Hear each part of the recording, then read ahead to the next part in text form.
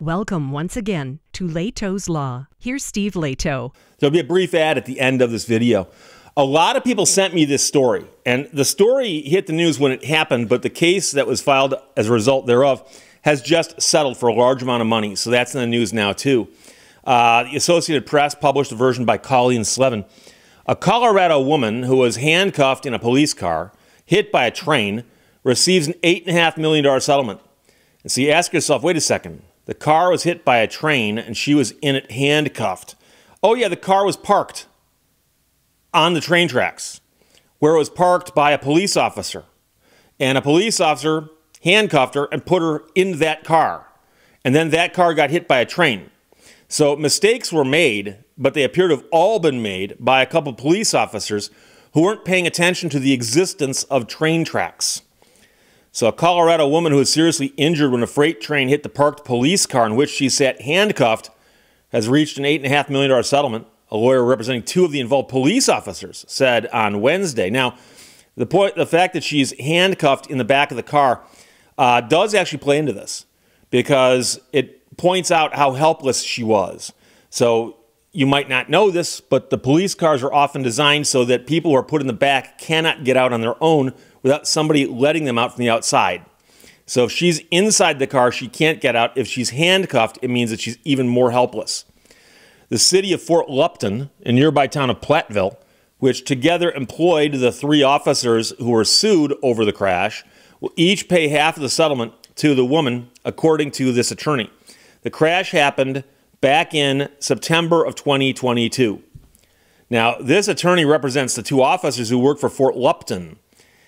He declined to comment further on the agreement, but the police chief said in a statement that the settlement was reached to the mutual satisfaction of the parties, recognizes the gravity of the matter, and allows all parties to move forward. So a former police sergeant was also sued. The Associated Press sent his attorneys an email seeking comment, hadn't received anything back yet. Two of the officers who were found to be most culpable were sentenced to probation in connection with the crash. One of them was not charged. So the woman was 20 years old at the time, and she was pulled over after an alleged road rage incident. And the police said that it was a serious incident, and shortly afterwards, two officers arrived to help. So one of the officers put the victim in the back of the other's patrol car, and that patrol car was parked on train tracks, according to the lawsuit and testimony at the trial last year of the officer who put the woman in the back of the car. So that woman testified that she did not realize where the car was parked. And it wasn't her car, it was the other officer's car.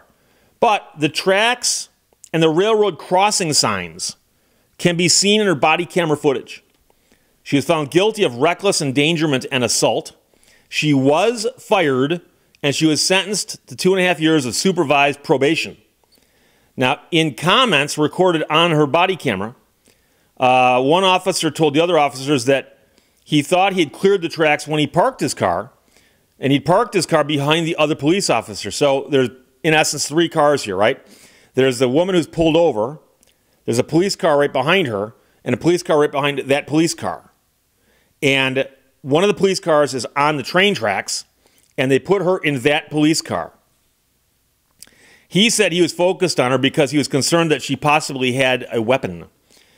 So the other officer pleaded guilty to one count of reckless endangerment and was sentenced to a year of unsupervised probation.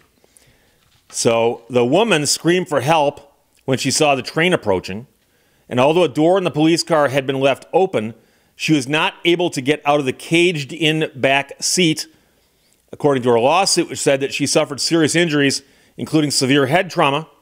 The suit accused police of being reckless and failing to protect her while she was in their custody.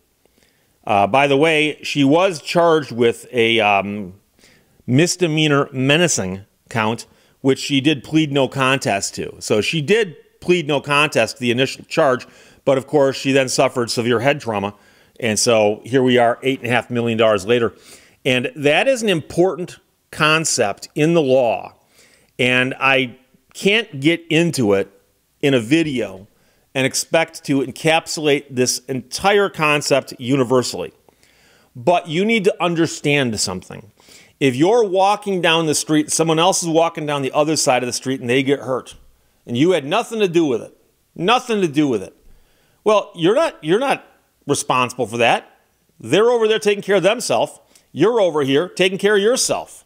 You didn't cause that to happen? No, it's not your fault. However, let's suppose that you're standing at the end of a dock and somebody walks along and says, "Hey, how you doing?" And you turn around and you push them off the dock into the water. Okay, you just put them in that situation. Suddenly, you're responsible. Now, here's the thing. What if that person can't swim? I'm just asking the question. What if they can't swim?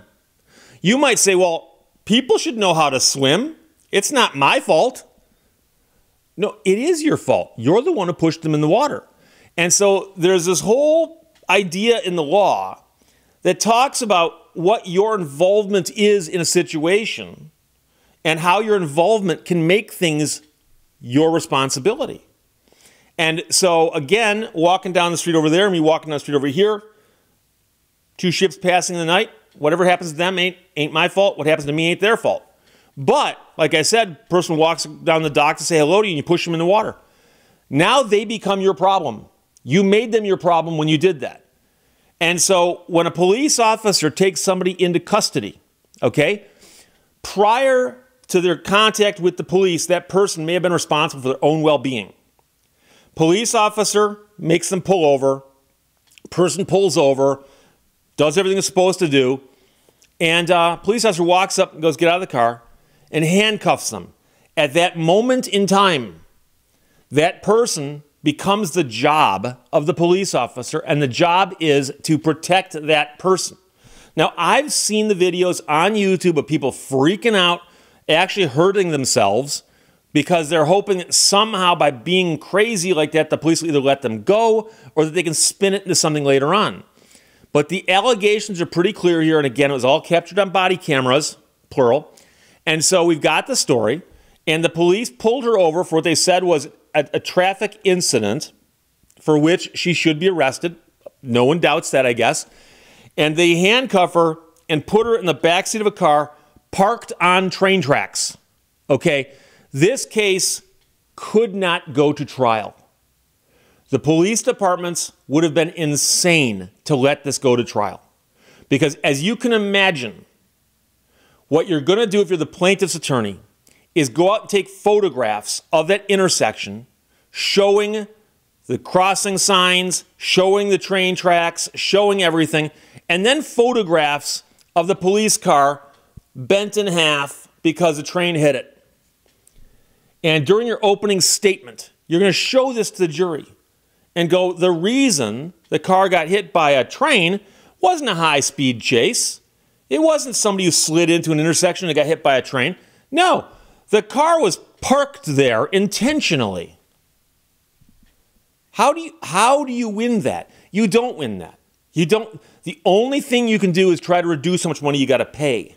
And so it just says here that the woman suffered from severe head injuries. That could be brain damage. I don't know. But again, I know a lot of people who see a case like this and go, $8.5 million, and she was just in a car that got hit by a train, but she's still alive? Oh, that's a lot of money. Trust me. You want brain damage and a check for $8.5 million? Most people would say no to that. So it's a wild case. I'm glad they resolved it. And I do like the fact that the police officer who made the statement did say that it recognizes the gravity of the matter, allows the parties to move forward, and it satisfies all parties, because that's what settlements do. A lot of people will tell you that a settlement is only fair when both sides are unhappy to some degree, because most sides would want more, or they're paying to pay less. But if you can get them to agree on a number where they're both kind of unhappy, well, you probably struck it in the middle as best you can.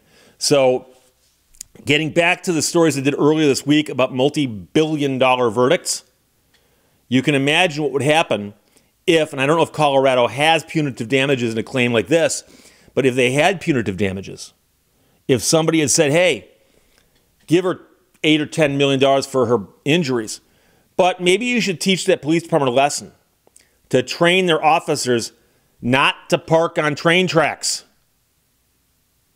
I mean, that's not that complicated. It's not that complicated. So thank you to everybody who sent it to me. It's a fascinating story, but it's resolved now.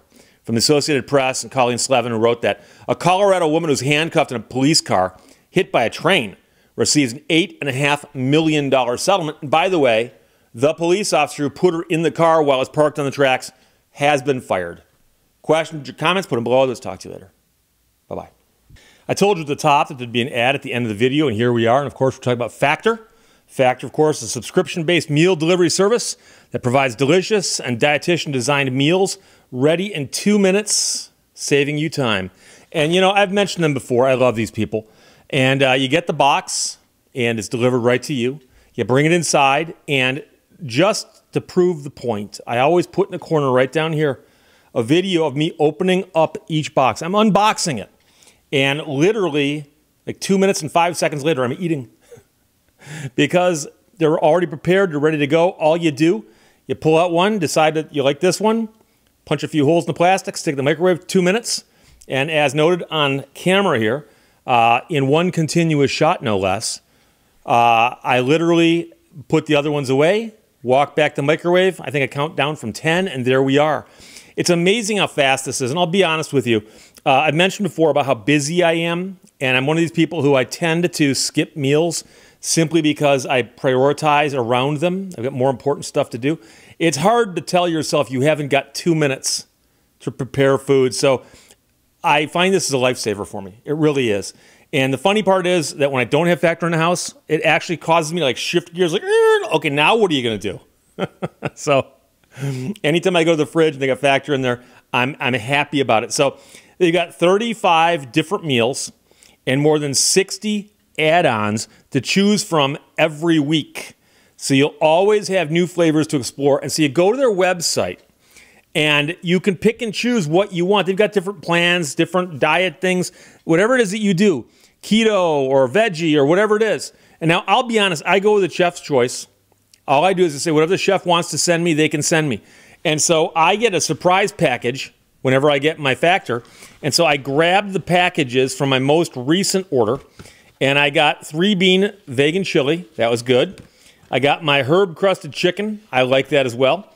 The cheesy ground beef and cabbage. I had that today. The sun-dried tomato and spinach fusilli was a good one, too. Jalapeno lime cheddar chicken. And grilled pork chop and smoked cheddar cauli grits. And the thing about this is that, yeah, you heard chicken. You heard grilled pork chop. And you heard a bunch of things that you've heard of before. You go, oh, I've had that before. Except that these are all done up just a little bit. The chef makes them a little fancier and does a bunch of stuff that, again, like I said, if I go to the store and go, I'm going to make myself a pork chop, which I haven't done in years, because it's just a little bit too much work, and I don't feel like going to the store and picking the items and remembering if I have all the spices and herbs and whatnot, and doing all the preparation and all the cleanup. And yeah, it might be a good meal by the time you're done with all the work you put into it. Or you can go with a Factor meal. 2 minutes, and it's good. What can I tell you? So I've jokingly said this before. Honestly, it's like these people were thinking of me when they thought to themselves, you know, how do we make this work?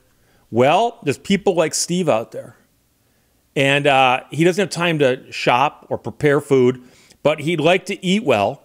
And is there some way we can do that? And if you had a wish list, how long would you say it should take to make the food? I wouldn't have thought it could be done in 2 minutes. I would have guessed 5. No. 2. So you can head to factor75.com or click the link below and use the code LEHTO'sLaw50 to get 50% off your first Factor box, 20% off your next month of orders. That's code LEHTO'sLaw50 at factor75.com to get 50% off your first box, plus 20% off your next month of orders. So, again, I've said this before. If you're skeptical, okay, you're getting a great deal right there. It's affordable. It's a great, great deal. But if you're skeptical, just go to the website, click on the link, and take a look around. It's on the internet. You can always look at stuff for free. You can window shop, okay? And go and look at the variety of food. And I'm telling you right now, and I always tell people, I say, look, if you hear me plugging something on this show, or talking about something, or recommending something, feel free to give me feedback and let me know. And the funny thing is, I've been doing Factor ads now for I don't know how long, but it's quite some time. And the feedback I've gotten is overwhelmingly positive. Overwhelmingly positive. And the funny thing is that I get a lot of comments from people who are, I guess, a lot like me, older guys who find that when it comes to fixing their own meals, don't have time for that. They just don't do it. And so this is like a luxury. When these are in the fridge, I know it's only going to take me 2 minutes to make. I can make it. I can always spare 2 minutes. And I've had the situation happen before. I'm sitting around going, gee, I'd like to eat something, but I ain't got that kind of time. Oh, wait, I've got a Factor meal in the fridge. 2 minutes. You can't go wrong. You can't go wrong. So again, head to factor75.com or click the link below. Use code LEHTO'Slaw50. Spell it out, LEHTO'Slaw50, to get 50% off your first Factor box and 20% off your next month of orders. It's code LEHTO'Slaw50 at factor75.com to get 50% off your first box plus 20% off your next month of orders. Like I said, if nothing else, just go check out the website. Look at the variety. Look at the fact that they've got, like I said, 35 different meals each week and more than 60 add-ons to choose from. And you realize that you really couldn't buy yourself that kind of variety in any efficient manner. And here you go. So I love these people. Factor75.com. Check them out. Thank you for watching Lehto's Law. Life is like riding a bicycle. Stop pedaling and you fall off.